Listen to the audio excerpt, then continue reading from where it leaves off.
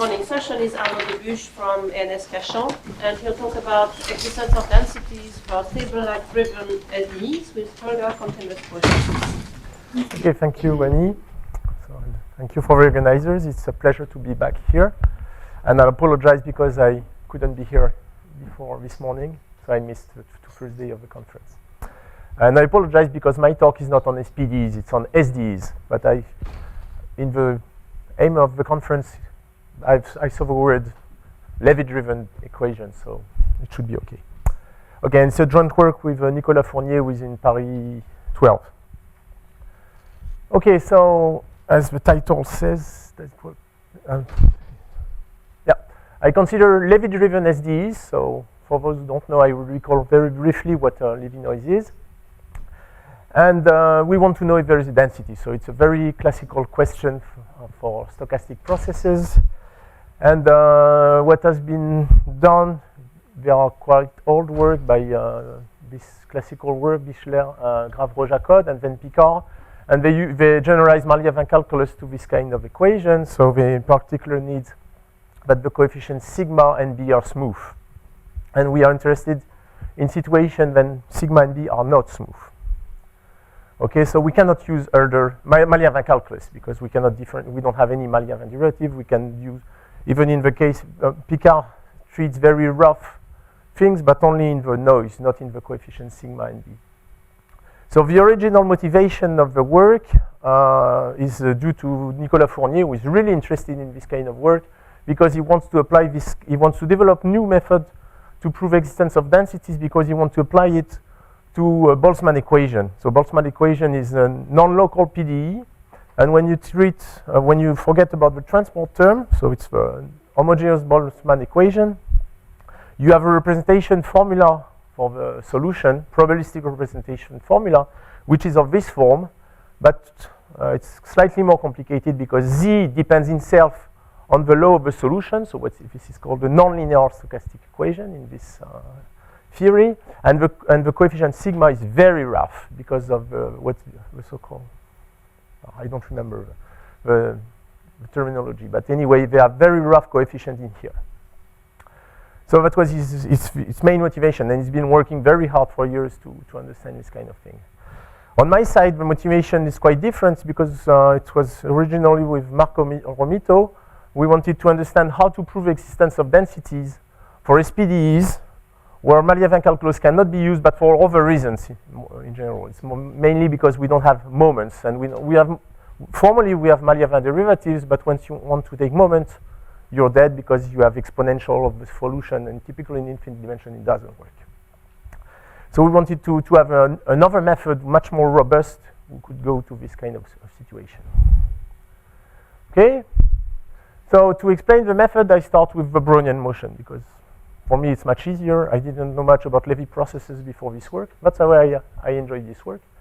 But I think on the Brownian motion it's much easier to understand, and also I think for many people in this audience. So I consider this equation. I take sigma and b not very regular, and I want to prove that there exists a density, but I just forget about Girsanov formula. Okay, I imagine that I don't have any Girsanov formula. Otherwise, it would be very easy to prove existence of densities if the noise is non-degenerate, as you all know. So the idea, which was the first idea, which is very simple idea and very clever idea due to Nicolas Fournier, who used it in a previous work I will mention later, is just you take the equation and you freeze the noise for a very small amount of time. Okay, so you mean that you freeze the coefficient here between t minus epsilon and t, so that you have this, you replace the stochastic integral by this Gaussian increment, and you freeze this quantity because this is very non-important in this case. So if sigma is non-degenerate, you see immediately that here the noise during this very small amount of time will smooth anything, okay? Because this the law of t minus epsilon is a probability measure. You have the heat group here, it smooths everything. So epsilon time is enough to have a very smooth density for this quantity, okay? Then you try to prove, to measure as precisely as possible how this and this are close, and to prove, to try to balance things, so that to prove that you balance the very regular property of x epsilon, the closeness of those two processes, you choose the right epsilon, and you prove that there exists density for xt. So this original approach was in a paper by Fournier and Printemps, and they use this idea. So the main problem is how to use these ingredients, how to measure the density of x epsilon, how to measure the closeness of x epsilon and x. So what they did in this first paper, they used characteristic function, which is a very sensitive thing to do because it's a very nice way to measure regularity. It's Fourier transform. And what you write, you simply write the characteristic function of this change process where the diffusion is frozen, and you condition with respect to t minus epsilon. So this becomes a constant, a constant, a constant. So this is just a Gaussian. Okay, and so you know the characteristic function very easily, and you get this very, very nice exponential decay. Okay, because this is just the characteristic function of the Gaussian. And you see that if sigma is non-degenerate, you can minorize this, so you can bound this thing. This you just majorize by 1, and you get this exponential decrease estimate on the characteristic function of x epsilon. Okay, so this tells you that indeed x epsilon t has a very, very smooth density, as you all know. But the next information is to measure the smoothness in terms of epsilon. Okay. Then you split the characteristic function of x just by saying that it's this plus the difference. So the next ingredient is to estimate the difference. So you just say that this is Hölder, Lipschitz with modulus 1. So you get xi, the error between x epsilon and xt. And then it's very easy calculus. You assume that sigma is gamma Hölder. B, you just need B bounded because this is a very negligible error here compared to here. And you measure the error by this quantity. I think that you all know how to do this kind of computation. So you have this estimate. And then it's very natural, oh, a bracket is missing here.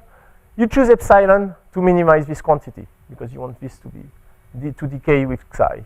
And a good choice, I guess it's a good choice. I didn't check the computation, but that's what they did, and they know how to compute. You take this epsilon here, and you get this estimate of the characteristic function of xt. And you immediately see that if gamma is larger than 1/2, and you're in dimension 1, then you're in L2. And by Plancherel, you have a density because it's the same. Okay, so that's their method.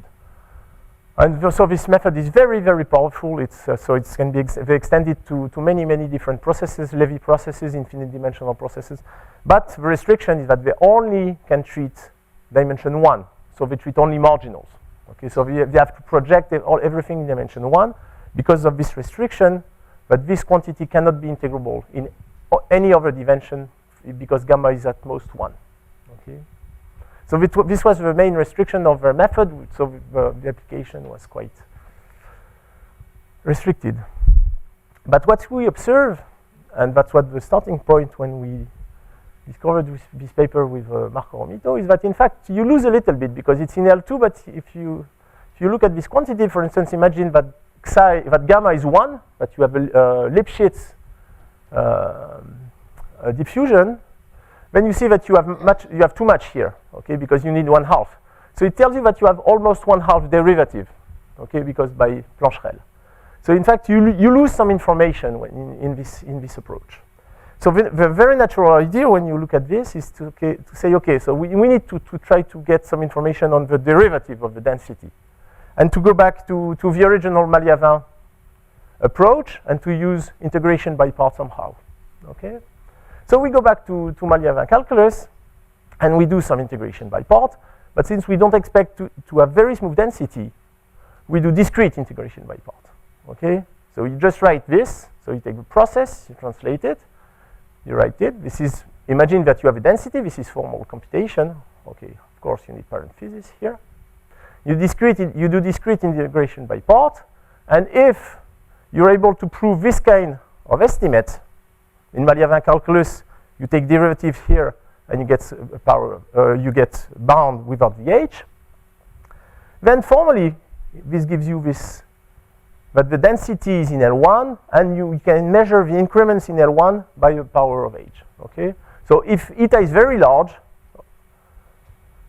this would give you a density with a derivative in L1. But since we don't expect this, we cannot differentiate. We have to do it at the discrete level. And so the best we could expect is this kind of estimate. So what kind of smoothness is this?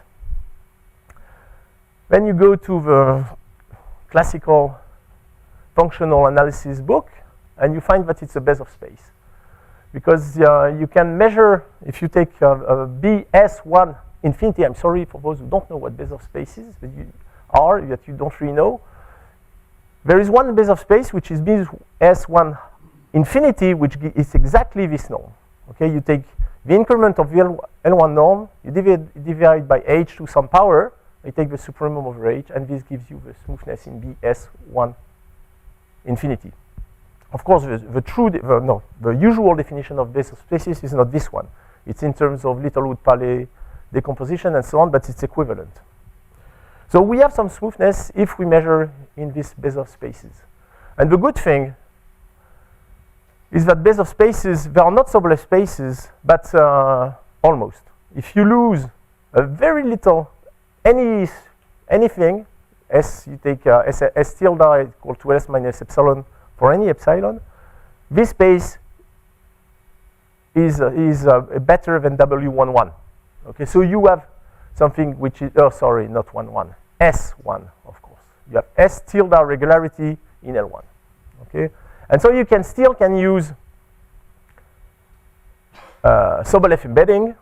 So you have some estimate, so some smoothness in the classical sense of Sobolev spaces, and you have some uniform integrability, and this is what is necessary to get existence and to prove compactness and many things in the theory. So this is very low regularity, but at least you get something. Okay, so if you have this estimate exactly gives you that you have a density in this space B eta 1 infinity. Okay, so can you do this program? So the idea is again to use this approximate process as in Fournier and Printemps. So you look at your increment, you introduce the frozen process, which is very smooth, and then you put the difference. The first term is very easy to bound, because if you go back to this integration by part formula, you take x epsilon instead of x.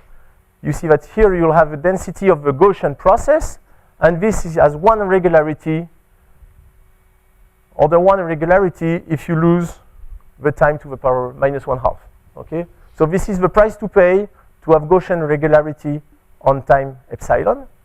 So the first term is very easy to estimate because of very good estimate on the Gaussian thing. And the second one is exactly the same estimate as before. But unfortunately, we cannot get anything in terms of phi in infinity, because we cannot measure the difference. The only way we have to measure the difference is in terms of the paths. So it means that you need to use phi in some Lipschitz norm or in some Hölder norm. And so this is the estimate we get. So this is not what I claim. I said that we would need this kind of thing. So we don't get this. We get something worse. Okay, so then you do the best choice of epsilon. So you take the epsilon so that this quantity is minimized, and you get this estimate here. So this is not as good as we expected, but when you rewrite it, you observe that this coefficient here is slightly bigger than eta. So it means that if you take a phi in C eta, you get some regularity in something a little bigger, okay?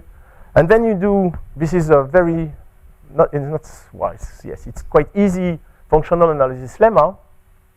So if you are able to estimate this quantity, so this is exactly this if G is the density of capital XT. If you're able to get this kind of estimate, so A is here, this thing here, this should be double bar, sorry.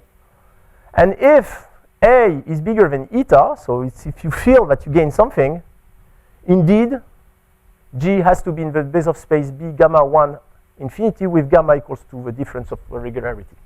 Okay? So this is a duality argument. So this argument seems to work. You prove that there is a density with the smoothness which is very small. You can measure it. It's this minus this, exactly. You cannot go to the critical value, but you don't really care about that. So this is the method. So some remark before. Okay, so I will show later this can be improved, and you can increase the smoothness. And actually, in this particular case of Brownian case with sigma Lipschitz, you can update regularity of the order up to gamma. Gamma is the regularity of the diffusion coefficient. So you have something, but of course, in the case of Brownian motion, you should forget that you have Gersonov formula, and you all know in finite dimension that you can have smoothness also by PDE argument, and PDE argument gives you much better regularity. In fact, you can go up. I don't remember in this case if it's C2 gamma or C1 gamma or whatever. It's much better. So this is not optimal, but it's much more robust. Okay, so as I said, we should forget about Gersonov formula because it can tell you much more, but it can be applied, for instance, for SPDEs because Gersonov doesn't give you much. It can give you existence, but no moment, nothing. It doesn't give you LP.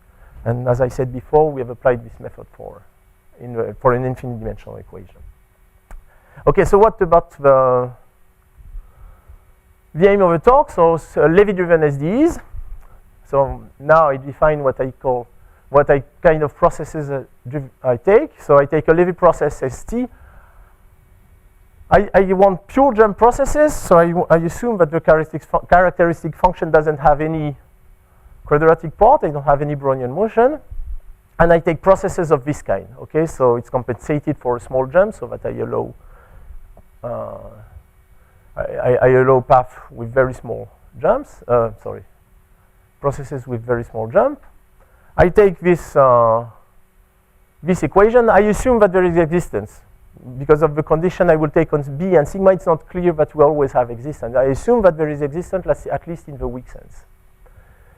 Okay, and one small remark, of course, here, not all jump processes have this form. You can have a drift or thing like that, but the drift, you can always put it in B, so this form is very general. So I want to apply this method I just explained, so I introduce this process where I freeze the noise, and as I explained, I need two ingredients. So first, I need that this has very smooth density, and then I need to be able to have very good estimate between x epsilon t and x. Okay, so what about the first point? So I want to estimate the density of ZT minus CT epsilon, but this is independent, stationary increment, so it's the same as ZT or Z epsilon. So the assumptions we do, which are very classical assumptions, we assume that it's almost like a stable process. So it means that the alpha stable process. So it means that you have almost alpha moments at infinity, but you can control how the second moment decays around 0. And the third, so this is an assumption on the moments at the origin and infinity. And the third assumption, this is a non-degeneracy assumption. I will explain it later. Because we make this assumption also because in this case, when you go back to the characteristic function, you can very easily see that this psi here, the symbol, is majorized and minorized by psi to the alpha. Well, for the upper bound, it's exactly written here, okay, because this is exactly the real part of psi. And in this case, there is a very nice paper by Shining, I don't know how to pronounce this, Stonick, I guess, and Wang, and prove that this, with this, exactly this thing and this estimate, you have bounds of the density of the driving process, okay? And this is a very clever paper because we were able, before we had this paper, we were able to get this bound for alpha stable processes, for instance, because you can do all the computation, but we couldn't understand how it would be generalized. And it's to prove this thing, they do very clever. They cut the jumps in two parts and majorize. It's a very nice thing. But I don't want to give details on that. And you see that you have exactly the same bound As for the Gaussian noise, but in the Gaussian case, you have alpha equals 2. You gain, so if beta is the order of derivation, if you take the order to be 1, you gain y derivative at t to the minus 1/2, exactly as in the Gaussian case. If you have m, the t to the minus 1/2 was exactly this in the Gaussian case. Okay, so it's very good. We have this. We are able to do the first step. We can measure the density of x epsilon, because to go from this to x epsilon is exactly the same argument as before. You just condition with respect to the noise up to t minus epsilon. Okay, so we have a first step. We have a density for x minus epsilon. So we measure the density in L1, the derivative of density in L1. So this is, we are in Wm1. We have m derivatives in L1, but this is, as I said, the same as the Bezoff space 1, 1, which is almost the same. You lose something. Oh, there should be plus beta here. Yes, sorry, it should be a plus, of course, because you lose something to go from. But we lose a little bit, and we are able to estimate the density of x epsilon in by Bezoff space. And we see that it might be, we might get something in using more information than just one derivative. That's why I use m any number. And since we want to use more than one derivative, we need to we introduce another characterization of Bezoff spaces. So not only in terms of the first order difference, but in terms of the nth order difference. So we introduce this quantity, and you can do exactly the same characterization. Just replace this term by the nth order and same characterization. As long as the order of differentiation here is bigger than the order of when you measure regularity. Okay, and so we see we work with this. So we don't do the difference. We do an nth order difference, and we play in the same game. So we want to estimate this. We take the frozen process. We do the difference. For the frozen process, we do the discrete integration by part. Okay, this is a very easy computation. And here you use the estimate, which is here. Okay. Inequality, which should be plus beta, plus delta. That is estimated by the E on one, if it's the other way around.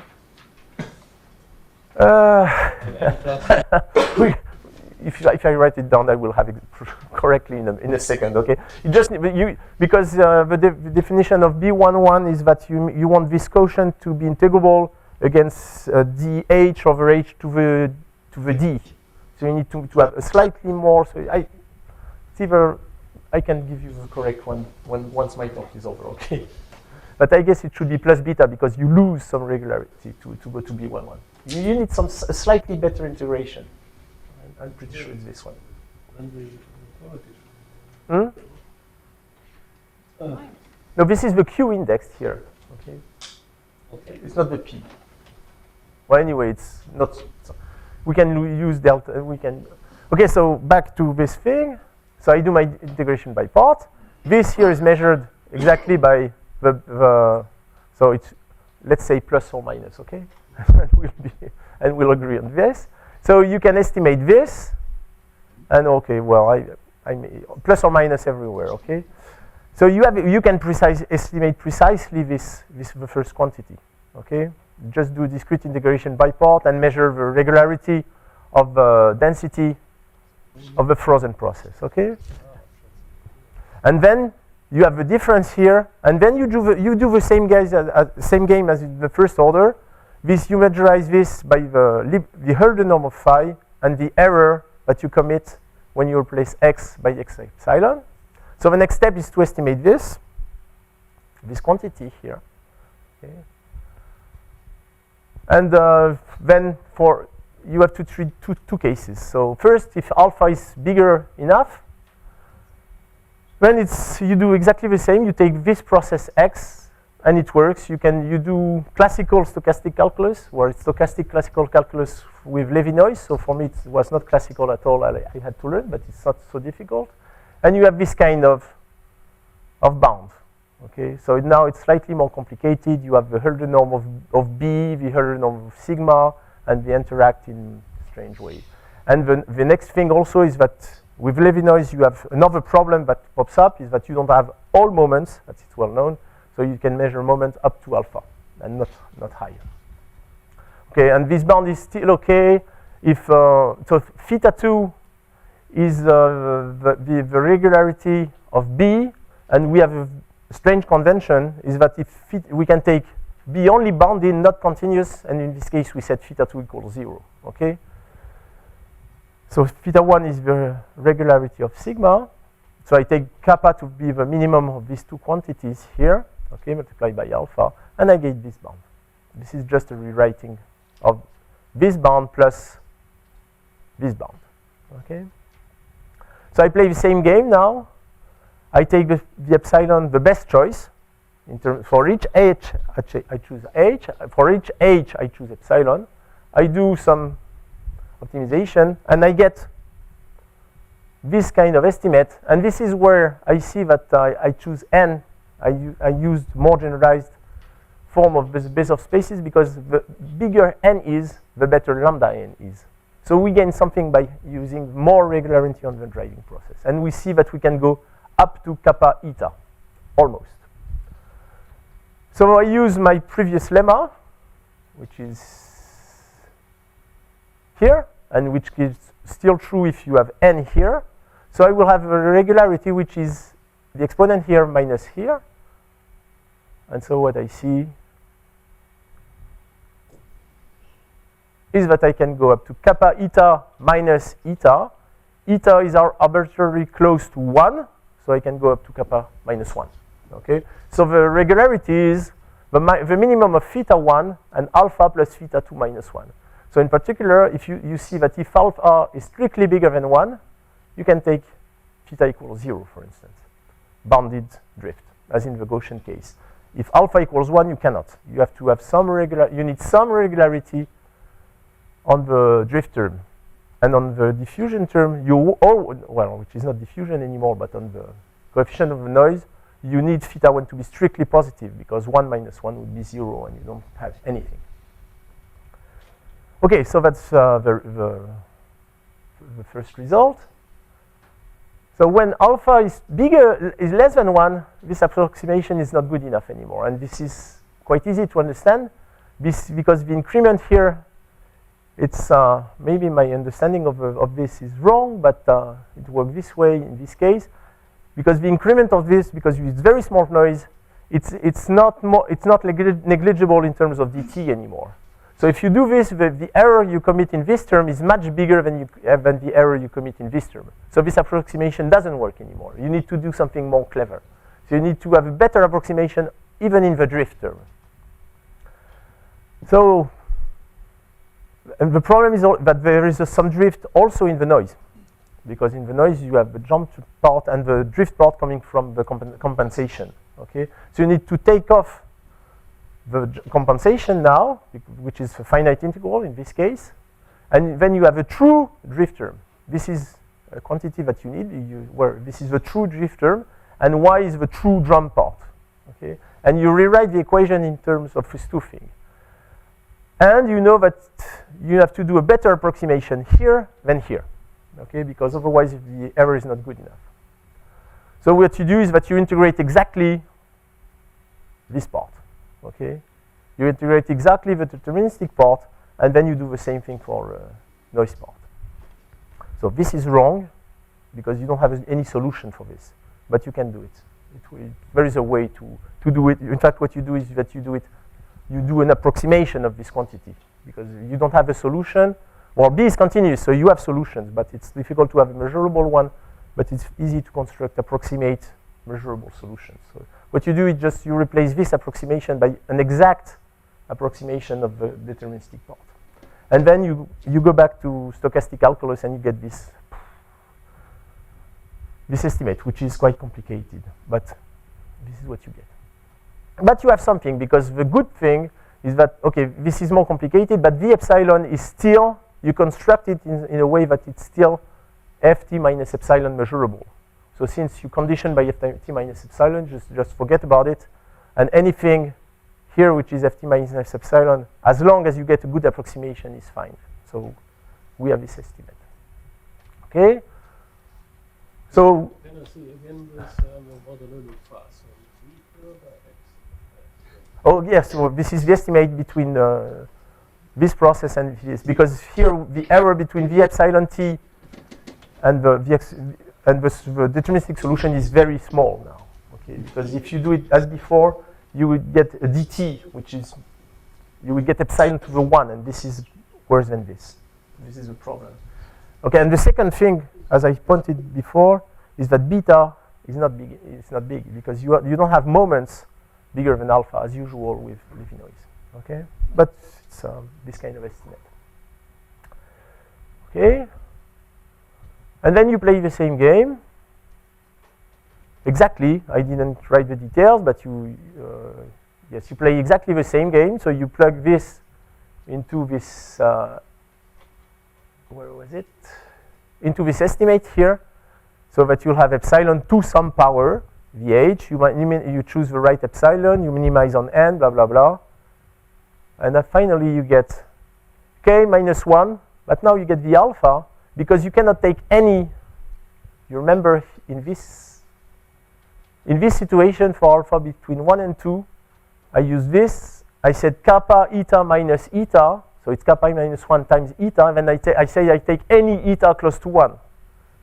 But eta is in the moment now. So you cannot do this anymore, because the moment is only up to the order alpha. So you lose, so it's not as good as regularity. So you get a regularity up to kappa minus 1 times alpha, where kappa is, oh, I forgot to write it, sorry, it's, no, it's written on the next slide, but so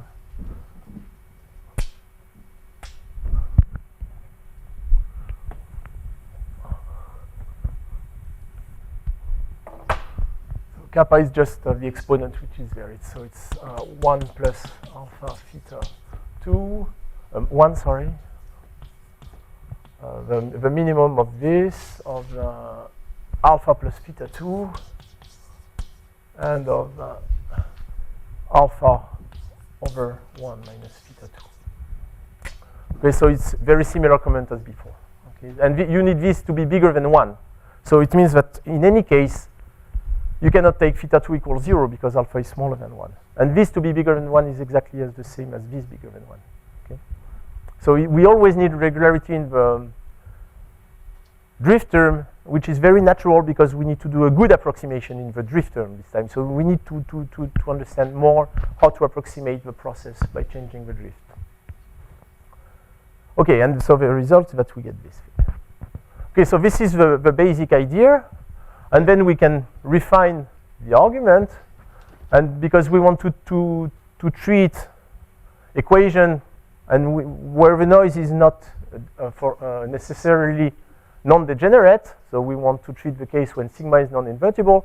And the trick, I don't know if it's classical, because this is the one that this is Nicolas Fournier who did it.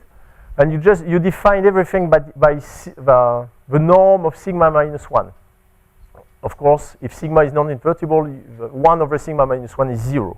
So that you just don't see anything when sigma is non-invertible. And you play exactly the same game. You split in, so that you have one extra term, because sigma minus 1 of xt is not t minus epsilon measurable, so you need to do the difference. Okay? But it's so, and then the two other terms are, you treat them exactly the same way, because this you just forget it, because it's 0 when it's not invertible, and this one, same thing. And since this thing here, when you rewrite it in terms of density of x, it's equal to this. If you can play the same game as before, you obtain estimate on the density of xt divided by this. So what you get is existence of density on the set when this is non-zero, okay? Classically. This is a tricky way to not, you don't have to localize, and you get densities on this set. And you have a bound, not on the density, of course, because it doesn't exist anywhere, so you don't have a global bound on the density, but you have a bound of the Bezoff bounds on the density divided by this thing. Okay, so this is a refinement. So the result, once you have all this thing, so I treated two different results. So first, If alpha is bigger than 1 and less than 2, of course, always. Well, in fact, you could put 2 included because the result is also true in the Gaussian case. So you take a Levy process with measure satisfying the assumption I wrote before. You assume the regularity on sigma and b. You assume that this coefficient, which is the same as before, I already gave some comment on it, is strictly bigger than 1.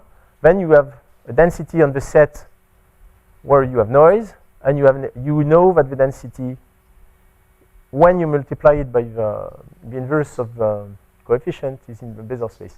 You also have an estimate of the norm of this in the Bézard space, but it's highly non-optimal, so I don't think it's really interesting.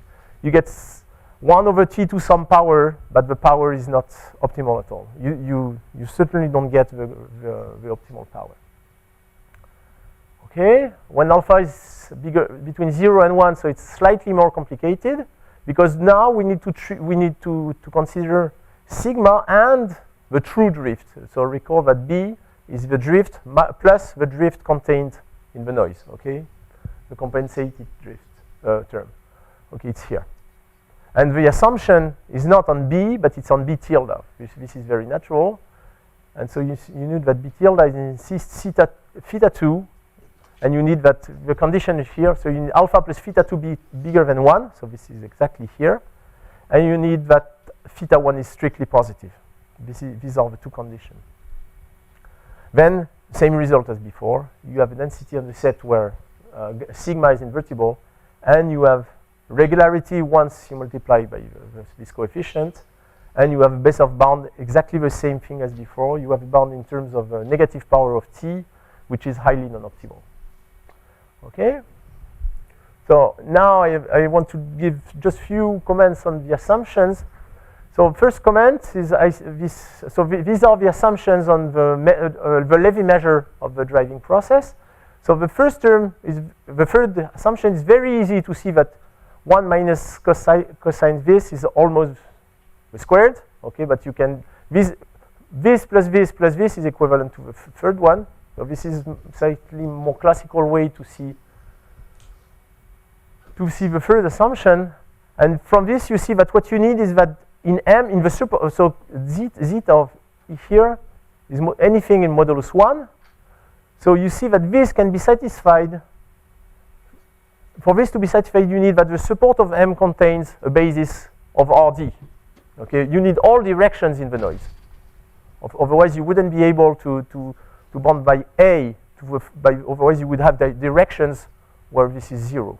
Okay, so this is a non-degeneracy assumption of the measure in terms of directions. And if you take for a measure of this form, so if you decompose it in terms of measure on the sphere and measure on the radius, then but you can take very, very irregular measure. For instance, if you take any non-negative measure, but you need that lambda contains a basis of RD, so that this will be satisfied. And mu, you can take it something which countable support. It's very easy to see that this measure satisfies the three quantities. So in terms of a measure, this result is comparable to the paper previously mentioned by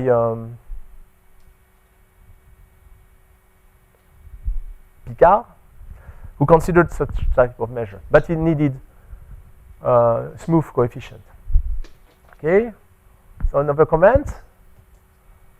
What if you want to consider a true alpha stable process? So first case, alpha between 1 and 2. So if you consider a true alpha stable process, because its characteristic function is not of the type before, because here we don't have any more the indicator function. This is not the indicator function doesn't give you alpha stable, but you just need to translate. You just need to translate by the drift, by this part of the drift, which is finite in this case, to go back to the previous form. So no problem, and it's completely easy to see that true alpha stable processes satisfy all the assumptions as long as the support of the measure on the sphere, because this is the canonical form of alpha stable processes, as long as the lambda, the measure on the sphere, again as before, contains the basis of RD. But in this case, we wouldn't need the result by Schilling, Stonig, and Wang. We can do it by hand.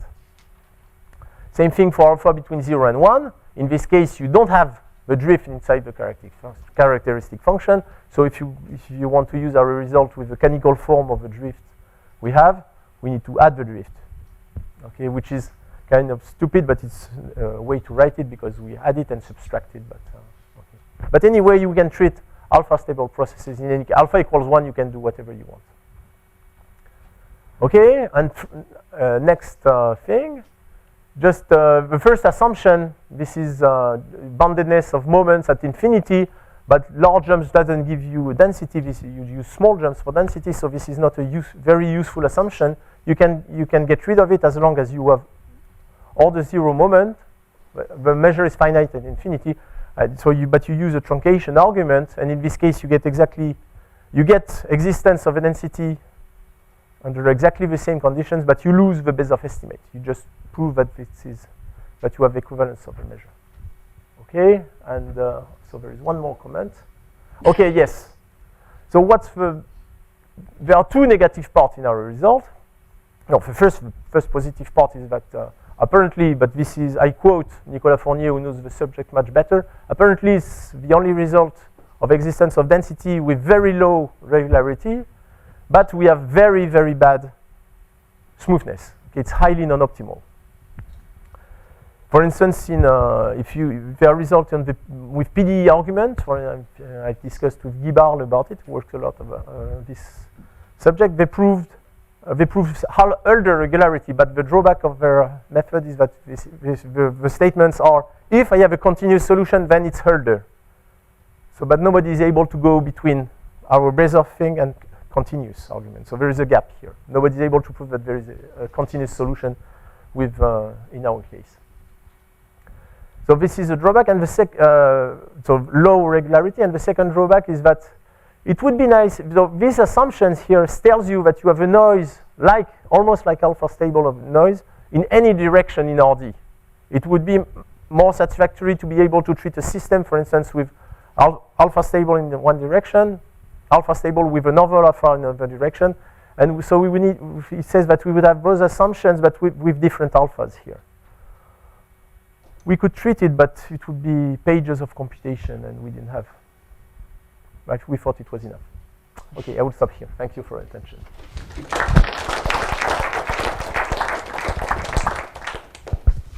Are there some questions or comments? About uniqueness for this equation is also existence. Well, at the PDE level or at For the SD. Oh, no. We said let's take a weak solution. We don't even treat the existence. Okay. The existence with Levy noise can be very difficult, and I'm not a specialist of Levy noise, so. Apparently, as soon as B and sigma are continuous or little more than continuous, you should have weak existence. Uniqueness, I think it's not clear at all. But this can be considered as the first step in this kind of theory, because the existence of density is some kind of smoothness, and maybe you can do further. And what about the case where sigma will be no immeasurable? Nowhere. Nowhere. Oh, okay. Well, then this is, I would say, true Molierian calculus. Okay, where when you need you use the drift to propagate noise and so on. This is we're not able to treat this. We try to do the hypoellative case. This is your question, and it doesn't work at all because of you see the starting point of the method is we forget about the drift. So it's very difficult to use it. Okay. So, and if we want to use a part of the drift, it's not possible. We tried hard, and So you started with the Brownian, and then you went to the Levy, but you said you had no Brownian components. Yeah, stochastic. yes, I want. Well, the Brownian is like a pure thing. Instead, it's as one alpha equals 2. You could say the techniques are different. So if you mix Brownian and Levy, it's exactly the same. The last comment. Okay. Okay, I would need to have this estimate with different alphas. Okay, if I want to treat. Well, no, because if you want to have Brownian and Levy in all components, then you just neglect the Brownian. Okay, the difficulty would be on one component you have Brownian, other component you have Levy. Okay? But if you have some of the two, you just neglect Brownian. It's too smooth.